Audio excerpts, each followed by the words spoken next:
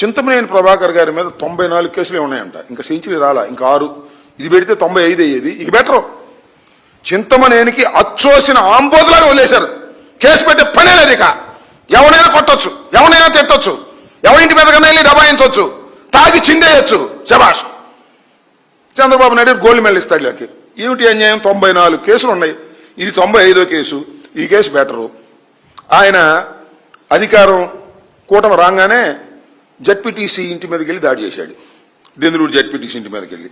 అలాగే కామిరెడ్డి నాని అని వైఎస్ఆర్సీపీ సీనియర్ నాయకుడు, ఆయన ఇల్లు తగలబెట్టారు. అలాగే భూ కబ్జాలు చేశాడు. 1 కాదు 2 కాదు. వెదవేగి సమీపంలో బీసీ నాయకుడిని చంపేశారు. ఇంత దారుణమైన కార్యక్రమాలు దెందులూరులో జరుగుతూ ఉంటే చంద్రబాబు నాయుడు గారు గుడ్డి గుర్రానికి పళ్ళు నవ్వుతున్నాడు, లేదంటే చింతమనేనికి సపోర్ట్ చేస్తున్నాడు. పోలీసులందరినీ ఆయన అండగా ఉండి ఆయన దౌర్జన్యం చేస్తుంటే ఆయన ఎమ్మటెళ్ళి పనిచేయండి అనేటువంటి పాపతికి దిగజారిపోయినటువంటి పరిస్థితి వాళ్ళ రాష్ట్రంలో కనిపిస్తూ ఉంది.